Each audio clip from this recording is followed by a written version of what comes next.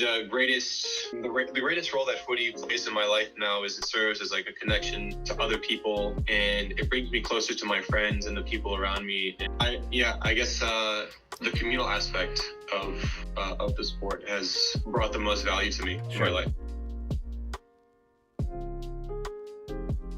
So you have the passing pattern, the actual technical aspect of it, and the idea that resonates with me is like it's the repetition of these patterns. It's like creating a rhythm. It's like you invest yourself so much in understanding the fundamentals of something. But also, I'm interested in the design and in the jerseys and all that. So there's a double entendre, which is like you see a pattern of a kid passing you by on the street, and you're like, oh damn, what jersey is that?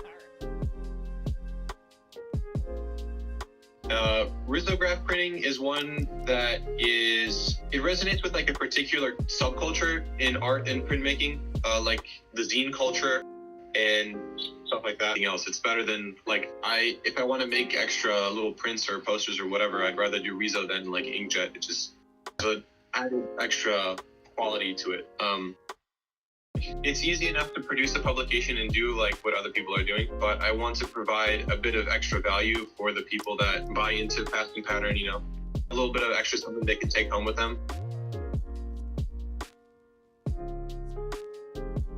Sputnik is dope. Shout out Sputnik. They're a Chicago-based printmaking cooperative. I was a fellow there in like 2022, and that was my introduction with them. I had just come out of undergrad, and I wanted to find a place that I can keep printing. Yep. So I applied for their fellowship program. Worked there for a year, really. But since then, really, I've been working there and hanging out with the people there. Really good people. I'm a big fan of Bruno Munari. This is one of his books that I have. It is called Square, Circle, Triangle. So it's just a very thorough exploration of how these fundamental forms are represented throughout media and art. Really cool. But he has another book called Design as Art that really influenced my thinking as a designer. As a designer, are you merely someone who is there to fulfill a need, or can you have some authorship?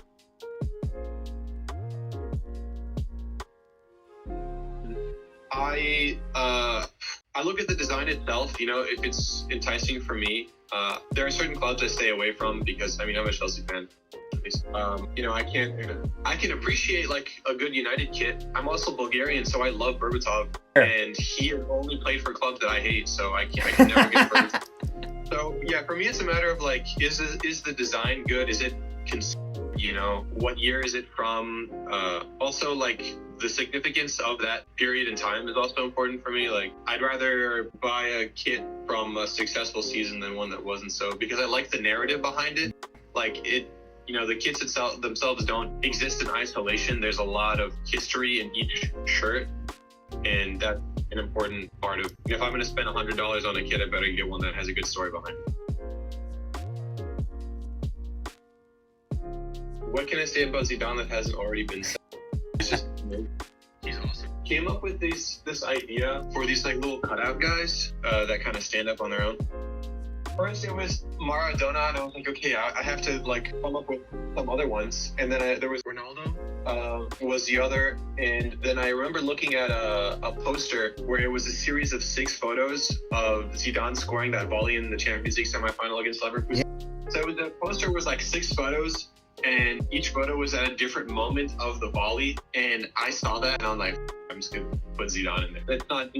It's not deeper than that. Like, I'd rather just make a decision and move on to the next thing. And not every decision has to be like super deep and I have to spend a week. If I do that, if I don't just pick something, I'll just sit there for ages. So yeah, I'm trying to have a more global reach or coverage, but both historically, and I don't want to write about that people already know about. It's not that interesting. I find things are more compelling, and things that I'm learning about as I'm writing about them, that's more interesting for me.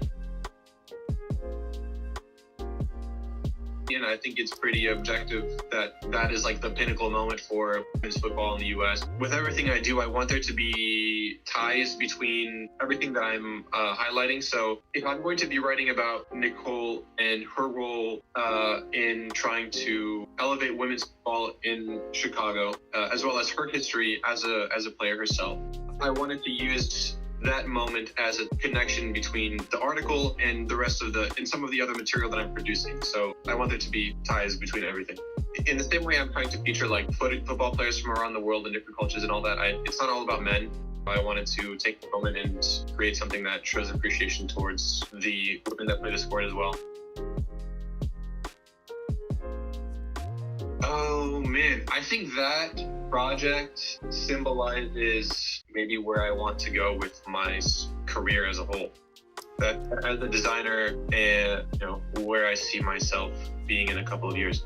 But the important thing about that project is like we make too many jerseys. Too many of them are ugly, and there's a lot of waste. There's a lot of, not just with footy, but we produce a lot of waste. A lot of do we make just goes to landfills or it gets to burn piles or whatever. So is there a way that we can encourage members of the community, the individual, to shift their perspective, not just in terms of like how they consume, like, maybe we don't need to buy a new jersey all the time. So the whole point of the campaign is like trying to encourage people from a local level to reconsider their relationship to buying in general.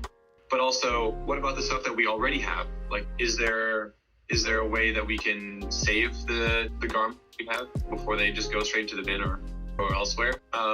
But what I would like to do would be something along the lines of like hosting workshops where Mache can stand up in front of a room of people and talk about some upcycling practices, have a room full of sewing machines where everybody can come with their own kits or with materials provided by us. They can repair them, they can customize them, they can make them their own, and start thinking about applying those practices to everything else in the rest of their life.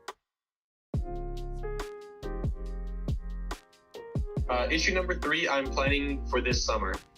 So late June, early July is what I'm looking at. Yeah, expect another launch party, expect some more Rezo prints, expect a new writer, and maybe a deviation from newspapers. Maybe it won't be a newspaper this time.